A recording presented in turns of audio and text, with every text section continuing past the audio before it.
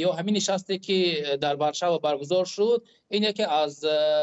نمود و شکل یا فرمولای بود که حکومت جمهوری تاجیکستان میتوانست آن را استفاده برد و با مخالفان خود، با فعالان جامعه شهروندی تاجیک در اینجا گفتگو کند و با یک حسن نیک خود را نشان دهد که همیشه با گفتگو